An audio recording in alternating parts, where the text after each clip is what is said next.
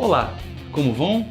Hoje nós vamos tratar do Decreto 8.572, de sexta-feira 13 de novembro de 2015, e que qualificou como desastre natural o rompimento ou colapso de barragens com movimentação de massa e destruição de unidades residenciais.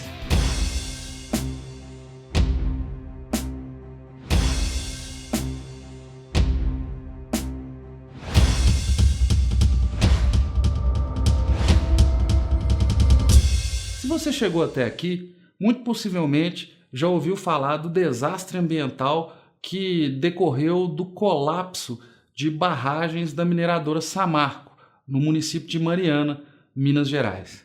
Em razão desse acidente, o governo federal publicou um decreto de número 8.572 que inseriu um parágrafo único em um outro decreto. E nesse parágrafo único constava lá a qualificação do desastre decorrente de rompimento de barragens como sendo um desastre natural.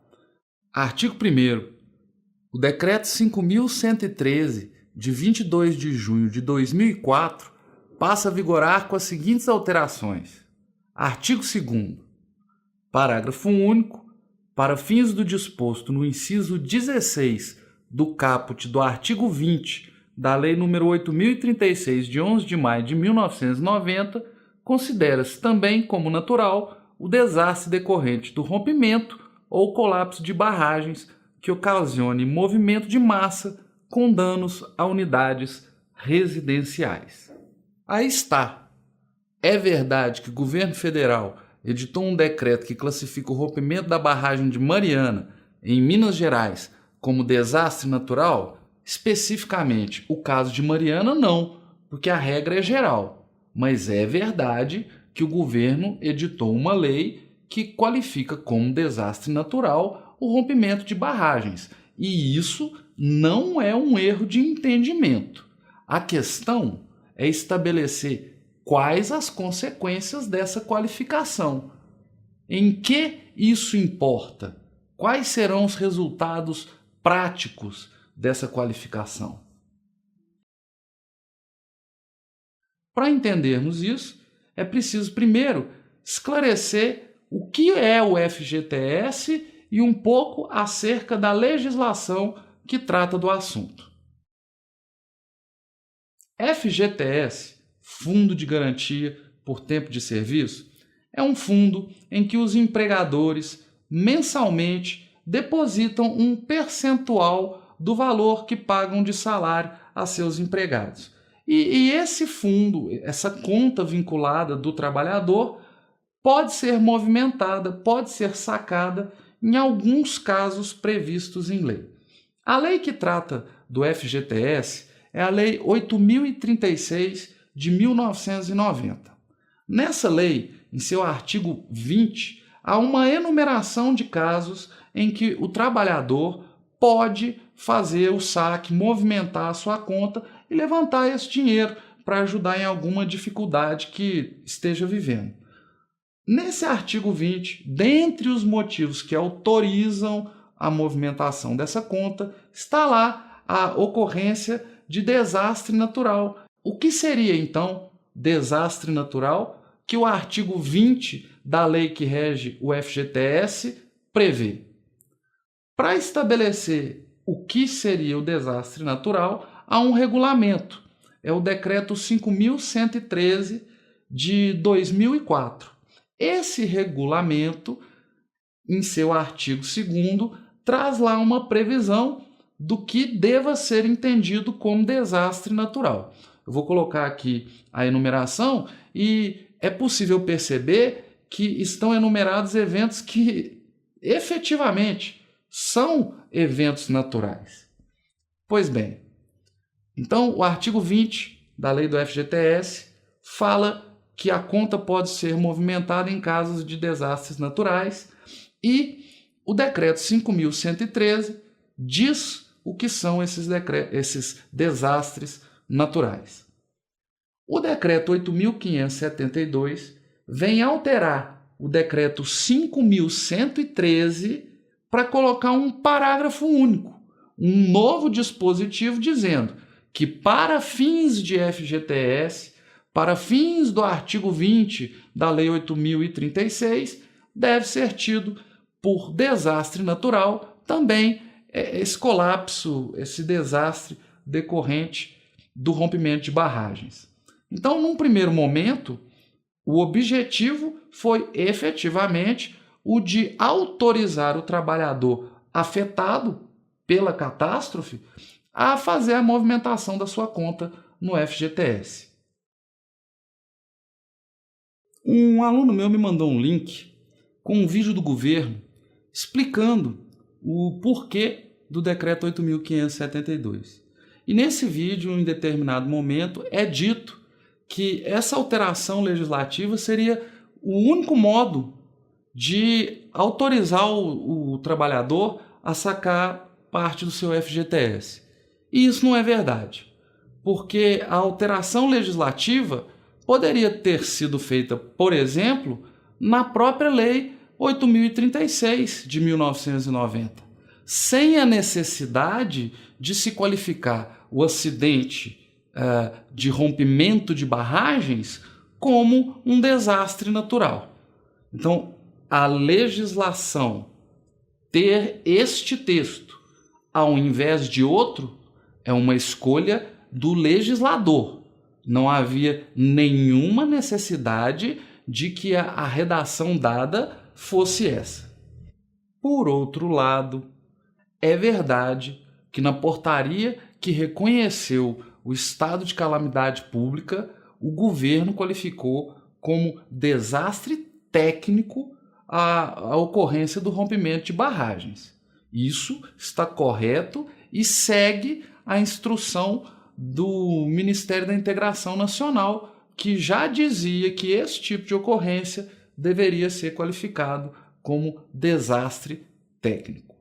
O vídeo do governo também dá a informação errada, segundo a qual o FGTS só pode ser sacado em caso de desastre natural. Isso não é verdade. Eu vou colocar aqui o dispositivo ou os dispositivos correspondentes da lei do FGTS e ali há uma enumeração de casos que extrapolam o evento do desastre natural. E não haveria nenhum problema em que a alteração legislativa viesse para colocar mais um caso em que o FGTS pudesse ser sacado. Então, esse argumento não é verdadeiro. E considerando tudo o que dissemos até agora, o dispositivo legal, o decreto do governo, isenta a Samarco de responsabilidade pelo ocorrido? A resposta é não.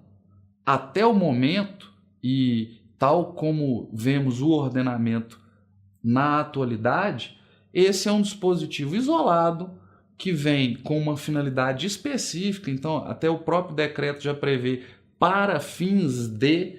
Então imaginamos que não haverá quem queira usar esse dispositivo a esta altura para tentar isentar a Samarco de responsabilidade que possa ter. Até porque, segundo o entendimento majoritário, a responsabilidade da Samarco, no caso, independeria de culpa. Então, a questão de qualificar como desastre natural, por si só, não seria suficiente. Mas isso não significa que a redação do dispositivo seja irrelevante. E, para mim, basicamente, existem dois pontos contrários e que devem ser considerados na crítica a esse decreto, à redação que foi dada a esse decreto pelo governo. A primeira delas tem a ver com a ideologia por trás da norma, ou a descrição da realidade por trás da norma. Eu não tenho o costume de ficar mandando, pelo menos assim, quem eu não conheço, quem não é meu aluno, ficar recomendando que a pessoa leia alguma coisa. Eu acho até, às vezes, um pouco desagradável, porque sugere que você imagine que a pessoa não tenha lido aquilo que você está mandando ou dizendo para que ela leia. Então, eu não vou dizer que ninguém deva ler coisa nenhuma para entender o que eu vou falar agora. Mas eu, durante a graduação, no final da graduação, tive contato com esse livro aqui, ó, Crítica da Ideologia Jurídica.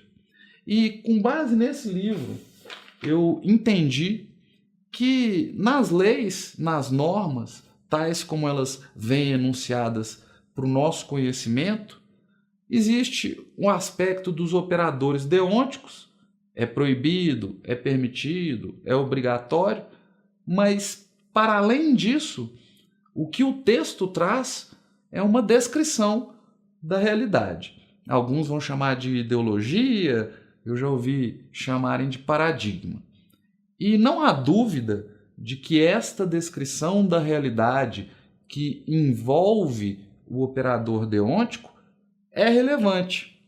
No caso, o novo decreto traz uma descrição da realidade segundo a qual o evento ocorrido é um desastre natural.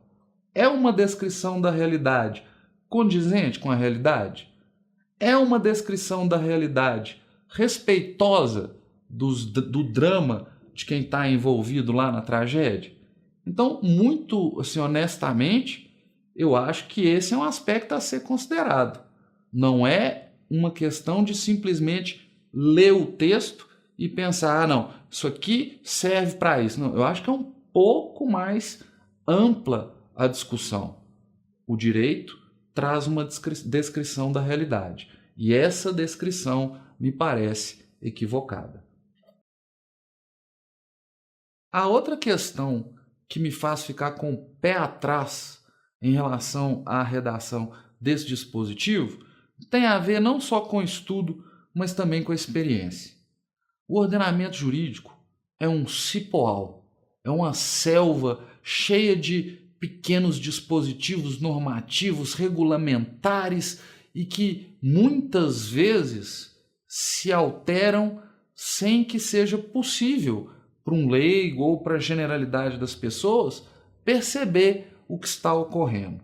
E se esse decreto for pensado não só no contexto da liberação do FGTS, mas como um primeiro movimento das forças políticas que estão dentro e fora do governo, mas que são bancadas pelo poder das mineradoras, não é absurdo imaginar que esse texto seja o primeiro de várias tentativas que ainda surgirão com maior ou menor grau de sucesso. E sob esse ponto de vista, é preciso apontar já que não se trata de desastre natural e que outra redação mais aconselhável devesse ser buscada pelo legislador. Apontar isso não é oposição ao governo. Apontar isso não é ser intolerante, precipitado ou mesmo não ter entendido o texto do decreto. Pelo contrário, apontar esse problema é precaver-se contra o poderio econômico das mineradoras. Apontar esse problema é levantar o véu que encobre o texto normativo para identificar o modo como o legislador tem descrito a realidade. E isso, meus amigos, com o maior respeito que eu possa ter por quem discorde, não é algo que se deva ignorar. Eu acho que por hoje é só, podemos ficar por aqui.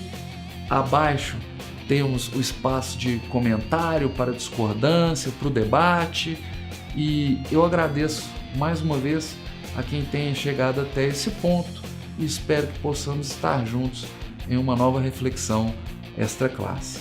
Um abraço e até lá!